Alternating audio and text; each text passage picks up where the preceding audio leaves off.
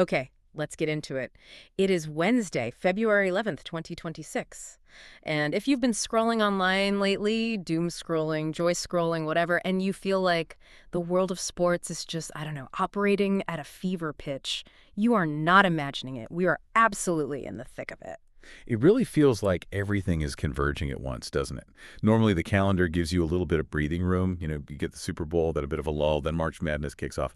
But right now, No lull. None. not at all. We have the Winter Olympics in Milan with all the drama that comes with that. At the same time, we've got major championships happening in Europe. We have literal history being made in Southeast Asia. And then you look back to the U.S. and the whole collegiate landscape is just exploding. Exactly. I feel like my screens have screens at this point. We have a stack of sources today that really covers the entire globe. We're going to be talking about the figure skating team event that just wrapped up in Milan. And spoiler alert, if you haven't seen the results, maybe hit pause now. Yeah. Because we are going to spoil it. It was a complete nail biter. Oh, definitely. And from there, we're jumping into the European Water Polo Championship, the very first SAF Women's Futsal Championship, and some just wild, wild news coming out of the NCAA. With flag football and track and field, right? That's right. And I think the mission for us today isn't just to read you the scoreboard. We want to connect the dots. We want to look at how these established giants like Olympic figure skating are suddenly sharing the stage with emerging sports like futsal and flag football. The whole landscape is shifting. It really is. So, okay, let's dive right in. Let's start with the ice. The Forum di Milano, the Winter Olympics, the figure skating team event. This was February 6th to the 8th. And wow, the tension. I mean, nail biter might actually be an understatement. It came down to the absolute wire. If you just look at the final numbers, you'll see Team USA captured the gold. They had 69 points. Okay. Japan took silver with 68. Just 1 point behind. 1 point. And the hosts, Italy, they did great. They secured the bronze on home ice with 60 points. But that final score, it just doesn't capture how tight it was in the moment. No, not at all. Because going into that final event, the men's free skate, the U.S. and Japan were deadlocked. Completely tied. Yeah, tied at 59 points apiece. It all came down to one skate. And just think about that pressure. The team event is so unique because you're depending on 4 different disciplines, right? Men's, women's, pairs, ice dance. Usually a country has a bit of a lead. But here you've got a dead heat, 59-59. The entire 4-year cycle, all that training, it all came down to 4 minutes on the ice. Which is where the why of this whole thing gets so fascinating. You have to look at the team the U.S. put on the ice. It was such a diverse contribution. It wasn't just one person carrying them. Not at all. You had the ice dance duo, Madison Chalk and Evan Beats. They were just phenomenal. They were the anchor. I mean, they went out and scored a season best 133.23 in the free dance. That was to paint it black, right? Yeah, the Rolling Stones. And they just set the tone. When your captains deliver a season best under that kind of Olympic glare, I mean, it settles everyone else's nerves. For sure. And then you had Elisa Liu in women's singles adding those crucial points, Amber Glenn doing her part. But the deciding factor, the one who had to close the deal with the score tied, was Ilya Malinin. The quad god himself. Talk about pressure. I mean, you're standing there, the whole team, the whole country is resting on your shoulders. You know the math. You know you have to beat the Japanese skater to get that gold. And what does he do? He goes out and lands 5 quad jumps. 5. It's absurd technical skill. We call them that for a reason. But doing it in an individual event is one thing. Doing it when your teammates are in the box, just watching, praying you don't fall, that's a whole different beast. And his mindset was so interesting. I was reading some of the interviews, and he has this quote where he talks about that moment. He said he decided to just let the nerves down, just let it happen. That's the psychology of an elite athlete right there, letting the nerves down. Yeah. Sounds so simple, doesn't it? But he's talking about trusting thousands of hours of muscle memory. If you tense up, you fall. He scored 200.03 to clinch it. There wasn't just a win, it was an exclamation point. Ice in his veins. But, we have to give credit to Team Japan. They were right there with them. They didn't really lose it. The U.S. just barely won it. Oh, absolutely. Kari Sakamoto was just dominant. She won both the short program and the free skate for the women. She got the maximum points. She literally could not have done more for her team.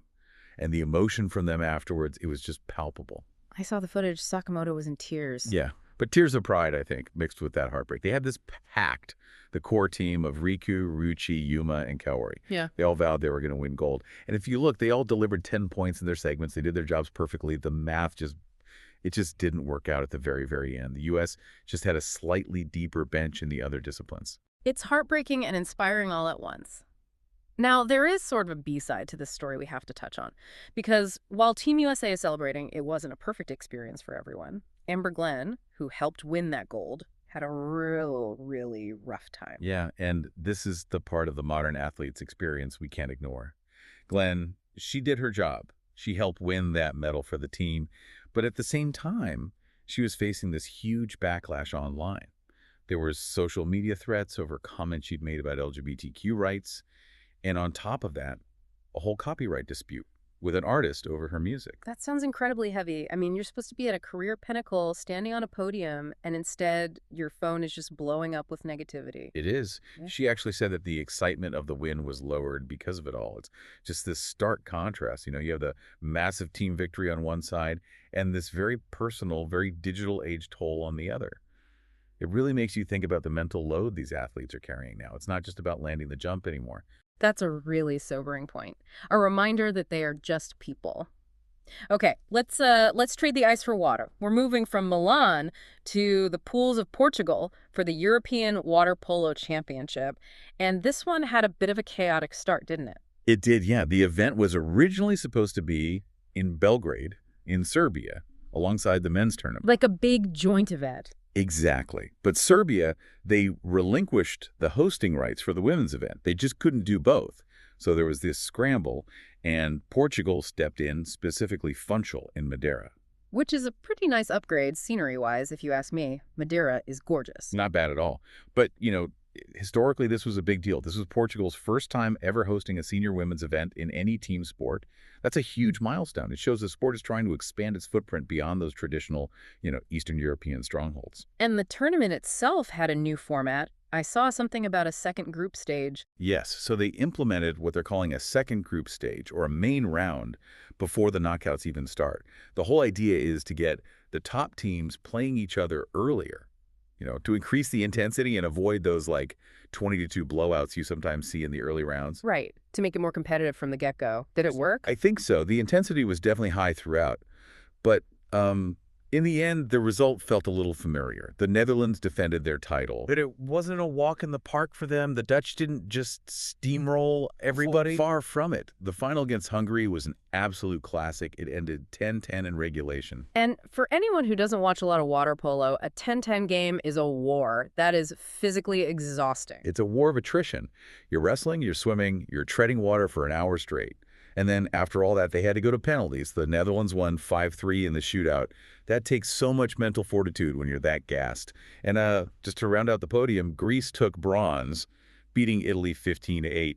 I noticed one name kept popping up in the stats. Beatriz Ortiz from Spain. Spain wasn't in the final, but she was everywhere. Oh, she was a machine. Top scorer of the whole tournament with 25 goals. Even though her team didn't make the final, her individual performance was a huge standout. It just shows that even in a team sport like water polo, you have these individual engines. And 25 goals is world class. It's amazing. But I want to take it somewhere. The sport is a little younger, a little fresher.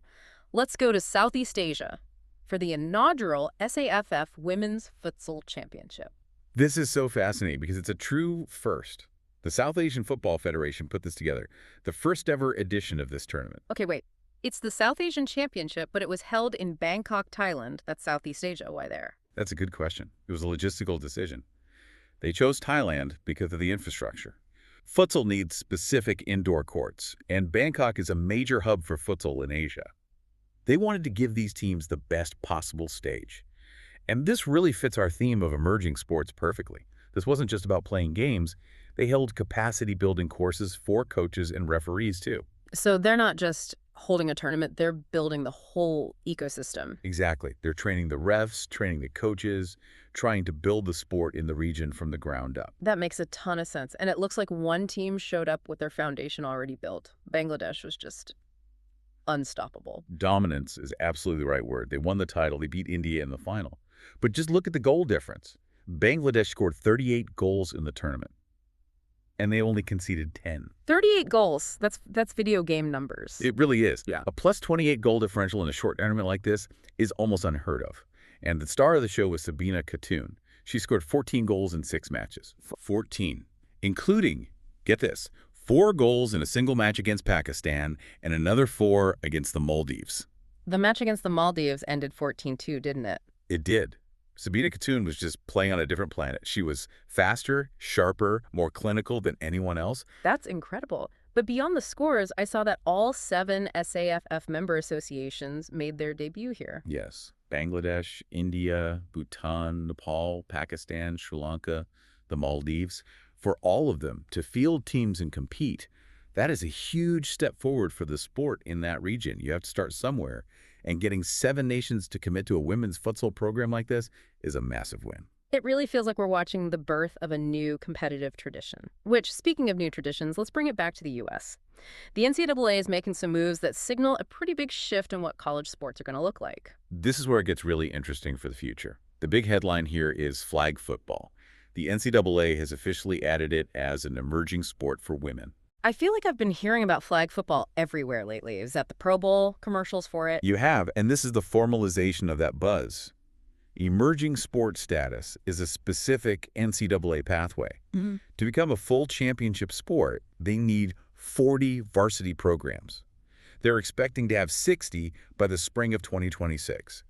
That is just rapid growth. Why the sudden explosion? Usually this stuff takes decades. The Olympic connection. That's the catalyst. Flag football is set for the 2028 LA Olympics. So colleges are racing to become the feeder system for that. They want to be the ones producing the gold medalists in 2028. It's a direct pipeline to the Olympics. Exactly. And it's changing lives. There's a great quote from Kilolo Westerlund, an athlete at Alabama State. She said the sport gave her a scholarship and a future she never thought she could have in football. And that's the real value here. Sports are becoming more accessible. You don't need all the pads and helmets anymore to get a scholarship. You just need a flag belt and some speed. That is huge. It opens the door for so many people. But, okay, while the new sports are coming in, the traditional ones are as intense as ever. NCAA women's basketball right now is just bonkers. The sheer volume is overwhelming. Just in 1 week, February 4th to the 10th, there were over 260 matchups. 260? How do you even keep track? You barely can. But it was a special week. It was the Play 4K week, honoring the legendary coach Kay Au, raising money for cancer research, so the emotion was high. And you had these huge games, number 17, Duke versus number 6, Louisville, LSU versus Texas, and then Super Sunday with Tennessee versus South Carolina. The intensity is at a playoff level, and it's only February. It is. The depth of talent in women's basketball right now is arguably the best it has ever been. Every game feels like a rivalry. It really does. But if we're going to talk about talent, we have to talk about track and field. Yeah. Because something kind of weird is happening. The teenagers are taking over. This is one of those trends where you have to stop and double-check the birth dates on the roster. We aren't just seeing good performances. We're seeing historic ones from kids who can't even vote yet. Okay, let's run down this list because these times are just baffling. All right, start with Cam Myers. He's 19. He became the youngest winner ever of the Wanamaker Mile. And he didn't just win, he beat established pros like Hobbs Kessler. 19 years old winning the Wanamaker Mile. Okay, who else? Cooper Lutkenhouse. He's 17. He won the 600 meters at the Melrose Games with the U20 world record, 1.14.15. A 1.14 for 600 meters. That's an all-out sprint for over a minute. That's barely breathing. It is flying. And then, maybe the most shocking one, Sam Ruth.